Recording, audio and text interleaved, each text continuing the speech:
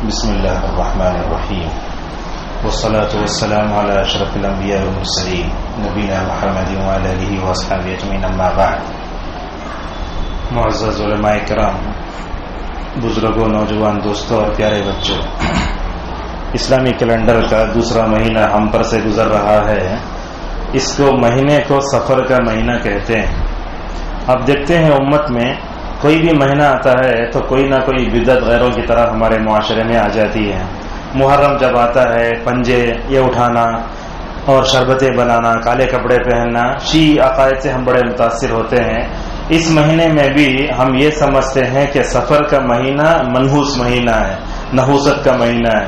آپ غیروں کے کیلنڈر کو دیکھیں گے، خود تمل ناڈو میں، کرناٹک وغیرہ میں کچھ ایسا مہینہ آ جاتا ہے، لوگ گھروں میں داخل نہیں ہوتے، بیپر نہیں ہوتا، آڑی کا مہینہ ایسا آ گیا ہے۔ تو یہ غیر مسلموں سے متاثر ہو کر ہم جاہلیت کی طرف جا رہے ہیں۔ تو اس مہینے کی حقیقت کیا ہے؟ اس مہینے میں کیا کرنا چاہیے؟ اس مہینے میں کوئی کام اہم نہیں ہے۔ نبی کریم صلی اللہ علیہ وسلم نے نمازوں کی پابندی کی طرف توجہ دلائی، جو نیک کام کرتے جائیں۔ تو لہذا یہ سفر کا مہینہ نحوست کا مہینہ نہیں ہے۔ یہ اور چیز ہم اپنے معاشرے میں بہت دیکھتے ہیں، چل کر جا رہے ہیں، مرچی کا لال پانی آ گیا، لوگ ڈرنا شروع ہو گئے۔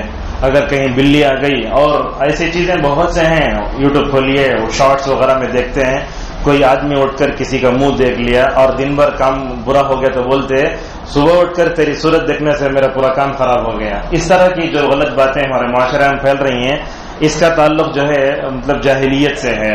نبی کریم صلی اللہ علیہ وسلم کے نبی بنائے جانے سے پہلے لوگ پرندوں کے بارے میں نحوست کا عقیدہ رکھتے تھے۔ مثلا کیسا آج کل بھی ہے، کوا پکارے تو بولے تو مہمان آتا ہے، الو اگر بیٹھ گیا گھر پر، لوگ بولتے نہیں گھر پورا دلندر آ گئی، اگر چھوٹا لیمو نظر آ گیا بولتے نہیں کیا گیا، آگے گھر خالی کرو ایسا۔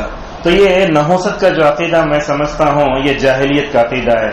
اور ہم بھی دیکھتے ہیں خصوصاً یہ پھاڑنے والا جو کیلنڈر ہے نا، اس میں بھی ہے، جیسے لوگ قصاب، لوگ ترکاری والا بزنس مین، لوگ کیا کرتے ہیں، گوشت کترنا بولے تو ہندوؤں کا کیلنڈر رہتا ہے، اس میں جا کے کھول کے دیکھتے، وہ وقت اچھا ہے تو کاٹتے، نہیں تو نہیں کاٹتے۔ تو اس طریقے سے ہمارے پاس بھی اچھا وقت، برا وقت، یا بری گھڑی، اچھی گھڑی، 12 بجے کام بھی نہیں جانا، رات میں 12 بجے لیٹرین کو نہیں جانا، دن میں 12 بجے کام بھی نہیں جانا، اس طرح کے غلط عقائد ہمارے معاشرے میں پھیل رہے ہیں۔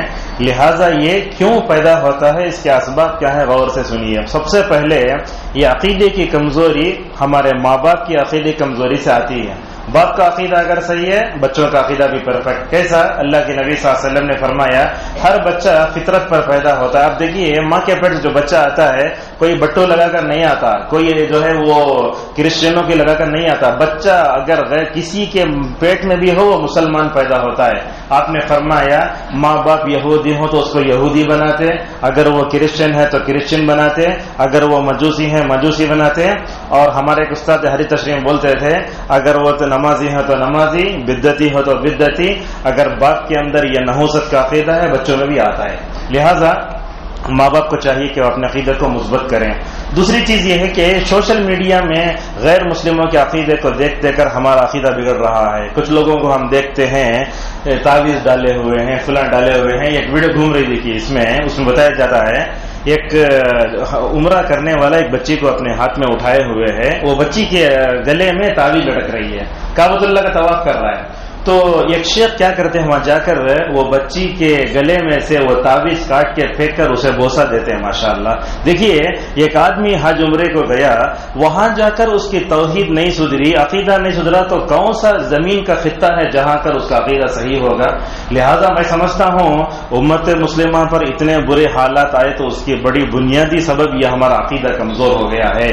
اور ہمارے سلیبس میں، بچوں میں، ماؤں میں بھی عقیدہ صحیح نہیں ہے۔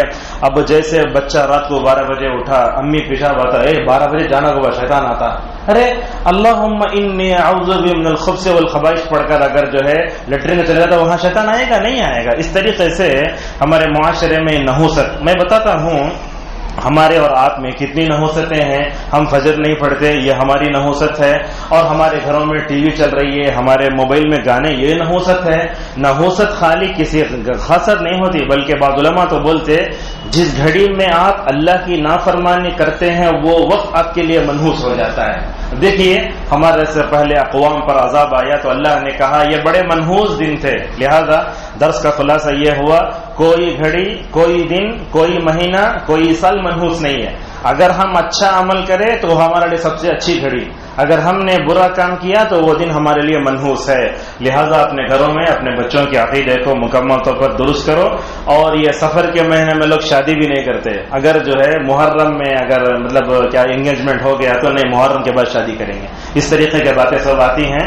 لہذا ہم سب کو مل کر یہ نحوست کا جو عقیدہ ہے نا اس کو دور کرنا چاہیے. آخری بات ہے، اگر آپ کے دل میں یہ آ گیا یہاں کیا کی ہے، کچھ ہو رہا ہے، تو کیا کرنا، یہ دعا پڑھنا جو اللہ کے نبی صلی اللہ علیہ وسلم نے نحوست کو یا بدفعلی بدشگونی کے کفارے کے طور پر آپ نے دعا بتائی. وہ دعا یاد کر لیجئے، اللہم لا طیر الا طیرک ولا خیر الا خیرک ولا الہ غیرک. یہ دعا اگر آپ پڑھ لیں گے نا، ماشاءاللہ دنیا کی کوئی بھی چیز آپ کو نقصان نہیں پہنچا سکتی.